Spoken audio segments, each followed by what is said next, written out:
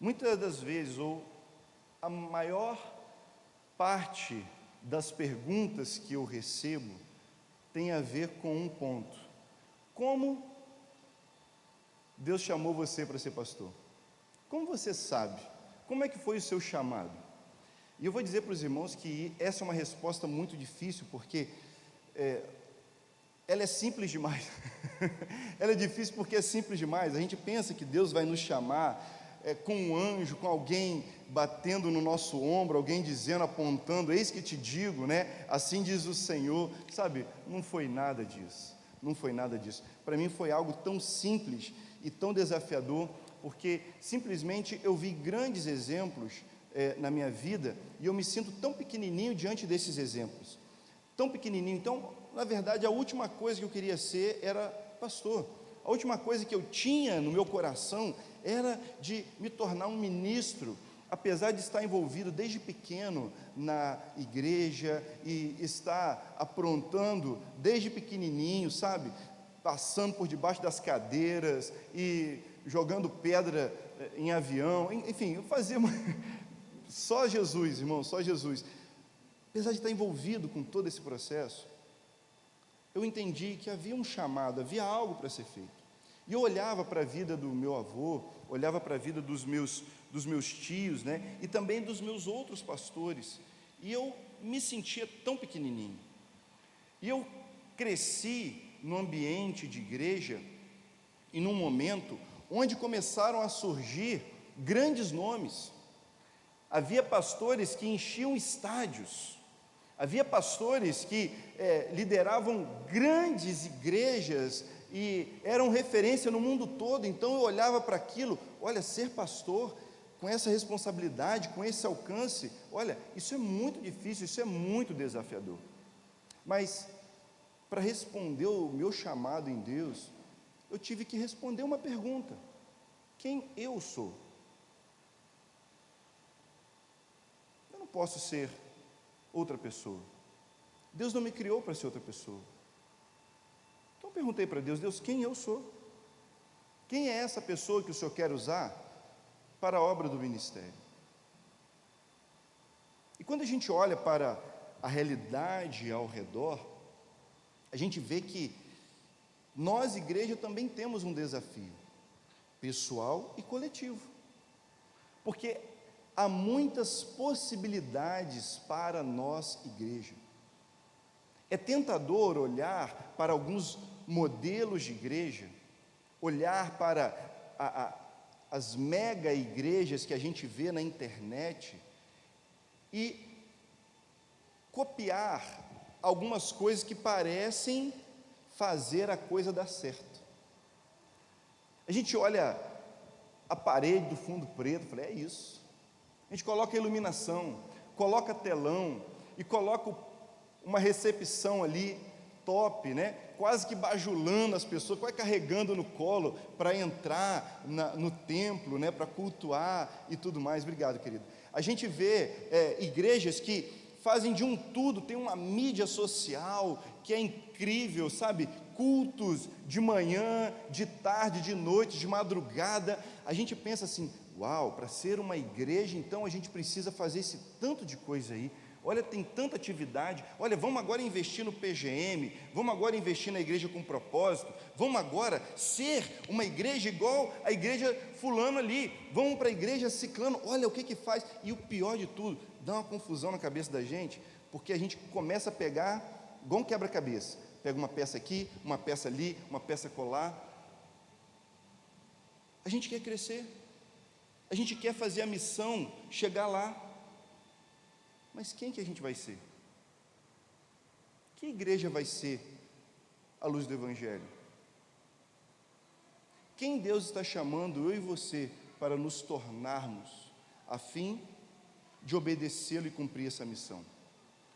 E é por isso que eu vou olhar com você para a Bíblia, para a gente encontrar uma resposta que, sem dúvida alguma, vai nos desafiar. Você está preparado aí com o seu coração?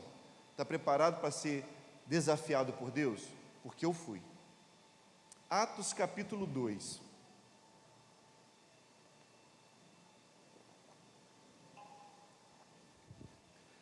Lá no final,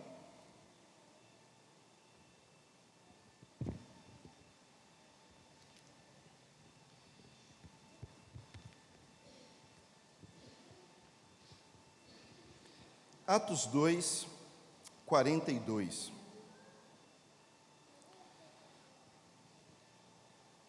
Todos se dedicavam de coração ao ensino dos apóstolos, à comunhão, ao partir o pão e à oração. Havia em todos eles um profundo temor e os apóstolos realizavam muitos sinais e maravilhas. Os que criam se reuniam num só lugar e compartilhavam tudo o que possuíam. Vendiam propriedades e bens e repartiam dinheiro com os necessitados. Adoravam junto no templo diariamente, reuniam-se nos lares para comer e partiam o pão com grande alegria e generosidade, sempre louvando a Deus e desfrutando a simpatia de todo o povo. E a cada dia o Senhor lhes acrescentava aqueles que iam sendo salvos.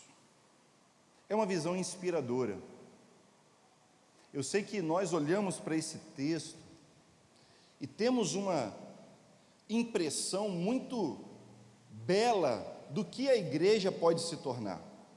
E sem dúvida, a gente já ouviu, você já ouviu, muitos pregadores, professores, mestres dizendo que essa igreja primitiva é a igreja que nós devemos ser, porque está na palavra, é a igreja de Atos, é a igreja que Jesus construiu, é a igreja dos apóstolos. Eles começaram esse trabalho, esse ministério, e a gente precisa copiar, voltar atrás e pegar esses princípios e aplicar na nossa vida, viver dessa mesma forma. Mas eu quero chamar sua atenção para um grande problema. A Bíblia não é um conto de fadas. A Bíblia não é sobre uma história romântica, bela e perfeita. Nós não estamos vendo uma foto no tempo. Atos não é uma fotografia, Atos é um filme. É uma história que Lucas, o escritor dessa carta, desse livro, registrou. Ele escreveu exatamente aquilo que ele estava vendo, e não há aqui para a gente uma indicação sobre o que é bom ou o que é mal. Perceba que Lucas não está falando para a gente, olha, isso foi algo incrível, isso foi bom, e é isso que tem que ser copiado. Ele simplesmente está narrando o que aconteceu. Vocês estão comigo?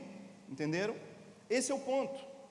Porque ao olhar para essa igreja, a gente tenta aplicar nela a nossa mesma mentalidade de hoje, das mega igrejas, que fazem várias coisas para atrair multidões, fazem várias coisas para ter alcance nas redes, fazem muitas coisas e a gente fica impressionado. Olha como aquela igreja trabalha tal coisa, olha como aquela igreja tem esse ministério, olha como tem aquele pastor, olha como tem aquele conjunto musical, olha como tem aquele coro e peças e estrutura. A gente admira muitas coisas a respeito dessa igreja, mas com a mentalidade de hoje. A gente olha para Atos e tenta ver, olha, Deus estava acrescentando, Deus estava fazendo aquela igreja crescer.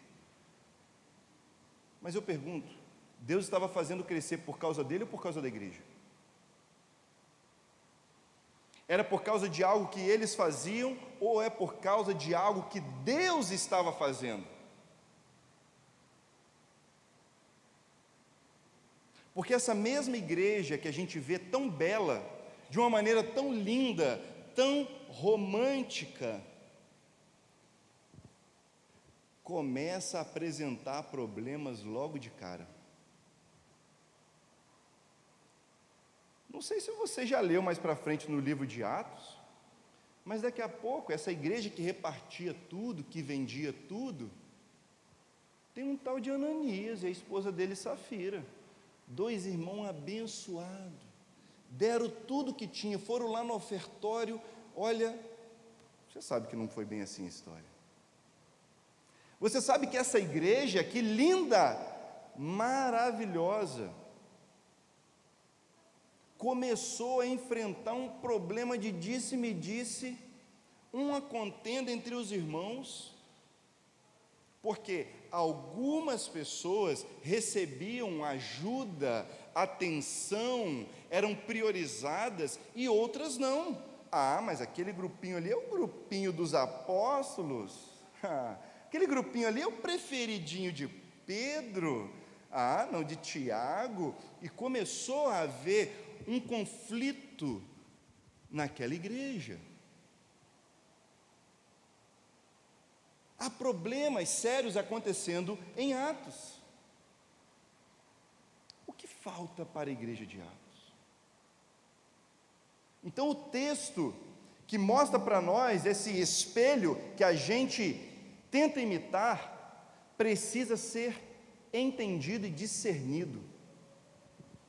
O que falta nessa igreja primitiva em Jerusalém? Tem comunhão? Tem ensino? Tem generosidade? Tem oração? Mas o que falta nessa igreja? O que Jesus mandou a igreja fazer? O que Jesus mandou a igreja realizar? Pega comigo um atalho. Essa semana eu contei uma história para os meninos antes de dormir. A Torre de Babel. Sabe o que é que as pessoas esquecem da Torre de Babel? É porque ela não é somente um monumento do orgulho humano que as pessoas querem construir para chegar no céu. Não. Ela é um ato de rebeldia, porque Deus havia mandado o homem se espalhar por toda a face da terra. Deus havia dito ao homem: encham a terra, multipliquem-se. E o que Nimrod propôs? Vamos construir um lugar para a gente não ser espalhado. Volta comigo, pega o retorno e vem para Atos. Veio comigo? Está comigo? Está com cinto de segurança? Ok, voltamos para Atos. O que é que Jesus mandou a igreja fazer? Vive em comunhão com seu irmão, partindo o pão. Fique aí juntinhos aqui em Jerusalém, fique aqui bonitinhos, aquecidinhos, louvando, orando. Foi isso que Jesus disse? Jesus disse: ide. Jesus disse à igreja: ide. O que Lucas está dizendo para nós é que aquela igreja estava vivendo o impacto da soberania de Deus, porque é Deus realmente que acrescenta a igreja, mas Ele está mostrando para nós, ao silenciar sobre algo que não está acontecendo na igreja, é a missão. Não havia missão na igreja de Jerusalém, não havia essa intenção que estava no coração de Jesus desde sempre. Porque Jesus é um missionário, Ele veio ao mundo enviado pelo Pai, Ele nos alcançou e agora nos envia em missão, e não é a nossa missão, é a missão dEle. Volte aqui. Nós celebramos porque recebemos uma nova vida em Jesus. Mas esquecemos que essa vida só faz sentido com uma missão. E repito, Jesus não nos deu uma missão de vida ou para a vida. Ele nos deu uma vida para uma missão. Viver sem essa missão, sem esse objetivo, é abrir mão da vida que Jesus nos deu. Aquela igreja estava vivendo algo incrível,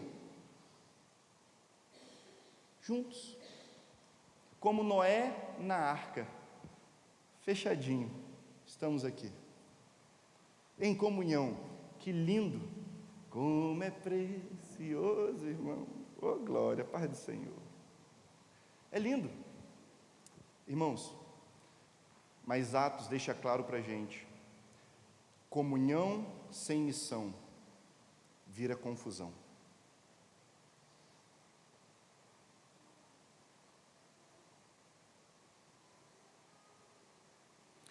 Comunhão sem essa intenção de levar pessoas a Jesus, de fazer crescer em Cristo, a amizade que nós temos uns com os outros como irmãos, é para que eu ajude você a cumprir a sua missão em Cristo Jesus, é para que você me ajude a cumprir a minha missão em Cristo Jesus, e juntos como igreja, a gente puxe, empurre, leve as pessoas a dar o próximo passo na fé, dar o próximo passo em direção à missão, porque não há sentido, não há outra alternativa senão essa.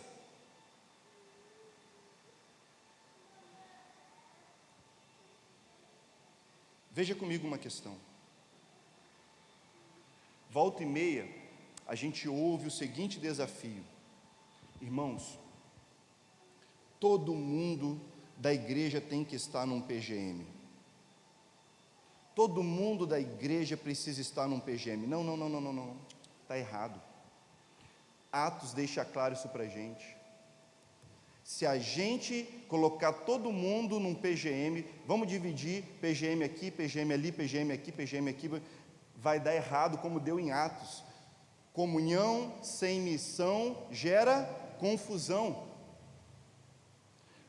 Nosso desafio como igreja, nossa responsabilidade não é dividir a igreja em PGMs.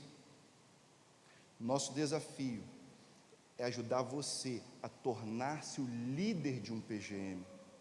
Cada um. Nossa missão como igreja é fazer você abrir as portas da sua casa, talvez não para liderar um PGM, mas para ser um anfitrião, alguém que vai receber um pequeno grupo. Essa é a missão, esse é o objetivo. A nossa comunhão é para isso. E você fala, que isso, pastor? Mas Jesus amou o mundo. Sim, Ele amou o mundo, e Ele amou tanto que Ele disse para as pessoas: eu não tenho tempo para você, eu tenho tempo para a missão. Quantas pessoas queriam chegar até Jesus e Ele disse, não. Jesus não amou a comunhão mais do que a missão, mas Ele não abriu mão da comunhão por causa da missão. Ele sabia que uma coisa deveria servir a outra. A comunhão, os contatos, o relacionamento, tudo isso serve para que a gente promova nossos irmãos para o próximo passo. Qual é o seu próximo passo na jornada de crescimento da fé? Qual é o seu próximo passo que Deus está chamando você para viver? Porque eu creio que esse Espírito Santo que foi derramado na igreja de Atos é aquele mesmo Espírito que ressuscitou Jesus dos mortos e que nós também recebemos hoje para que essa mesma missão, que não é a minha missão, não é a missão dos batistas brasileiros, é a missão de Deus, e nós é que estamos participando dela.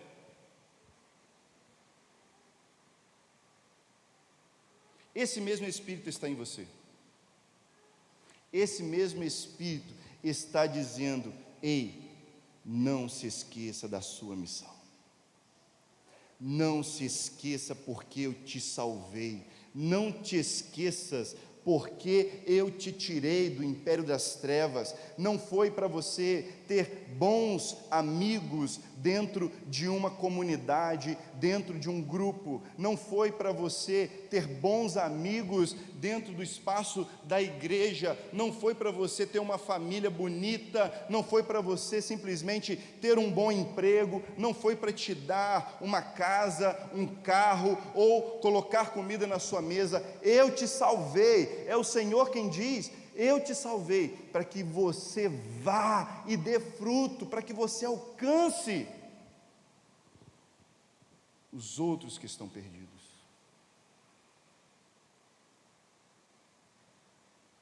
Esse é o nosso chamado. Comunhão sem missão gera confusão.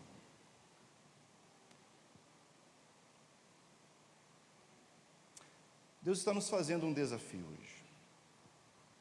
Jesus está fazendo um desafio para você. E é o mesmo desafio desde o Gênesis. Como é que é?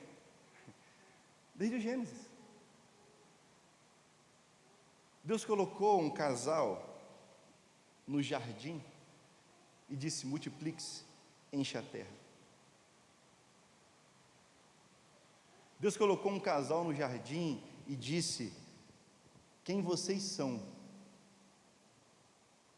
Carregando a minha identidade, como meus filhos, como minha imagem, como minha semelhança. Ei, multipliquem quem vocês são e encham a terra. Façam da terra um jardim.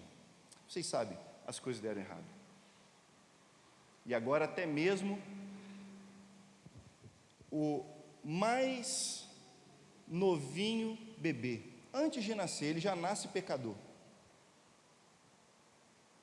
Ele já nasce pecador. Os meninos falaram assim para mim: tio,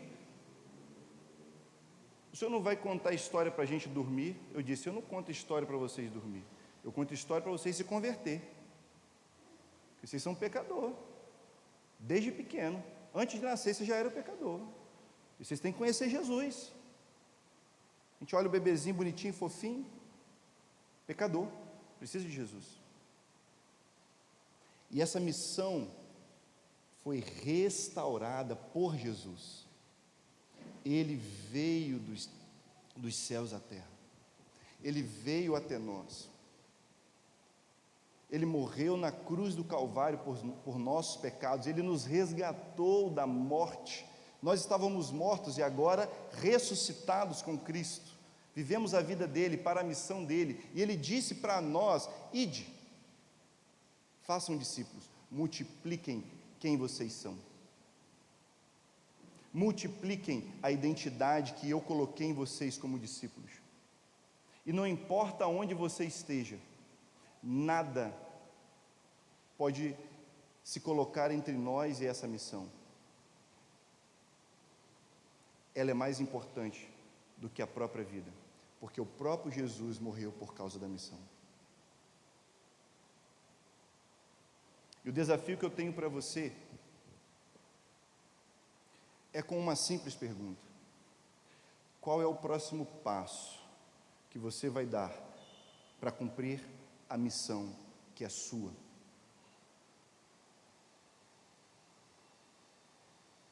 Eu sei. Respira fundo aí, conta até 3, respira. É muita pressão. Calma, calma.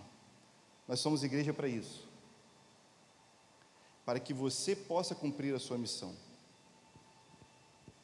O trabalho da igreja, o trabalho pastoral, é o que os apóstolos começaram a fazer depois. Eles disseram: nós vamos nos dedicar, esse negócio de muita comunhão dá problema, nós vamos nos dedicar ao ensino, nós vamos nos dedicar à oração, nós vamos só ensinar, nós vamos preparar os santos para a obra do ministério. Esse é o papel de um pastor, esse é o papel de uma liderança da igreja, preparar pessoas para cumprir o seu chamado. Você tem isso aqui, respira fundo. Nós estamos preparando esse ano uma jornada para que você dê o próximo passo para cumprir a sua missão. Nós preparamos um trilho na nossa escola bíblica para que você possa matricular-se, começar Desde os princípios da fé, você fala, ai pastor, princípios da fé, eu estou aqui há 50 anos, mas irmão, pense, ensino sem missão é só informação. Tinha ensino na igreja apostólica lá em Jerusalém, mas não tinha missão. Será que a gente não precisa reaprender para cumprir essa missão? Deus está chamando você para algo maior. Deus está chamando você para mais do que conhecimento. Deus está chamando você para frutificar. Isso muda tudo. Nós temos uma jornada para você. A nossa igreja tem uma proposta de vida cristã para você. Desde o mais novo até o mais velho. Ah, mas eu sou junior, eu sou adolescente. Ah, eu sou... É para você frutificar. Deus está dizendo a você, esse é o seu tempo de dar fruto. Dê o primeiro passo nessa jornada. Você vai terminar esse culto, e você vai na livraria e vai dizer, eu quero dar o primeiro passo nessa jornada, eu vou me matricular nessa turma, que vai acontecer na escola bíblica. E quem vai dar aula? Todos os professores. Não vai ser eu, não vai ser o pastor, não vai ser só a tia Cícera, não vai ser só a Eliene, o Lúcio, todos os professores. Nós vamos nos revezar para que cada um dê a você o que tem de melhor, porque nós entendemos que não é uma pessoa que carrega tudo o que você precisa. Nós precisamos uns dos outros, nós vamos colocar a comunhão em favor da missão. E se Deus está chamando você para isso, você vai abraçar esse desafio hoje de manhã. Você não vai esperar para a noite, você não vai esperar para contar para alguém, você não vai esperar alguém mais para caminhar com você. É a sua missão, é a nossa missão. Nós não queremos que a igreja se perca em tantas coisas que são tão gostosas. É bom a comunhão, é bom o lanche, é bom o papo, mas Jesus disse, a minha comida é fazer a vontade do meu Pai. A nossa fome só vai ser saciada verdadeiramente fazendo a vontade do Pai como Jesus. E é isso que Ele está chamando você para viver. Agora imagine, se cada um de nós dermos esse passo, imagine se você assumir a missão, daqui a alguns meses, você iniciando esse trabalho, quantas pessoas serão salvas por causa de você? Quantas pessoas vão ser alcançadas só porque você disse ao Senhor, eis-me aqui, envia-me a mim? Porque você entendeu que a sua vida é para uma missão, e não importa a sua idade, não importa a sua condição, não importa o quanto tempo você está na igreja, essa missão é para você. Imagine, cada um de nós cumprindo essa missão, nós vamos iluminar tantos pontos dessa cidade, nós vamos alcançar tantas pessoas, a gente vai provocar um impacto tão grande nessa comunidade, nós seremos verdadeiramente luz para essa cidade, brilhando cada vez mais forte. Essa missão é para você? Eu convido você a orar junto comigo. Se você está sendo tocado por Deus, fique de pé para fazer esse desafio junto do Senhor, dizendo ao Senhor, Senhor, eu entendo, eu vou dar o próximo passo. Eu entendo, é para mim. Eu entendo, eu posso fazer isso. Eu quero fazer isso, eu quero me aperfeiçoar, eu quero abraçar, quero crescer. Quero tornar o sonho de Jesus real. Fazer discípulos. Pai, nós estamos diante desse desafio tão grande. Desafio que levou Jesus para a cruz. Desafio que coloca também uma cruz sobre nossos ombros. Nós sabemos que ao ficar de pé, esse desafio custará tudo para a gente. Não é somente um pouco do nosso tempo, não é somente um pouco dos nossos recursos, não é somente uma porção da nossa atenção. mas para isso nós fomos salvos. Nós entendemos que por isso Jesus nos salvou. Nós queremos viver o poder da comunhão dentro da missão. Nós queremos viver o poder do ensino, o poder da generosidade, o poder de tudo aquilo que o Espírito Santo opera em nós, na missão do Espírito Santo, de convencer o homem do pecado, da justiça e do juízo, de trabalhar nas vidas para que a gente faça discípulos, para que a gente ilumine essa cidade, para que a gente faça diferença ainda mais. Não somente o conhecimento para uma porção da vida, não somente o conhecimento para marcarmos mais uma etapa concluída, mas o crescimento, o amadurecimento espiritual para fazer discípulos, para transformar pessoas e apontar Jesus como caminho, Jesus como alvo, Jesus como Senhor de todas as coisas. Nos ajude, Senhor, há uma missão tão grande, mas obrigado por esta igreja. Obrigado porque o Senhor deu a essa igreja tantos mestres, tantos corações pastorais. O Senhor deu a essa igreja tantos corações apostólicos, evangelistas. Obrigado, Senhor, obrigado. Obrigado porque há profetas nesse lugar. Obrigado porque a sua igreja está repleta de dons, de irmãos e irmãs incríveis, e nós cremos que tudo aquilo que recebemos do Senhor será transbordado na vida das outras pessoas. Senhor, não estamos prontos para essa missão, mas sabemos que temos o seu Espírito, e isso nos fará ir adiante. Encha-nos de autoridade, encha-nos de fé, faze-nos viver a sua vontade, em nome de Jesus, amém.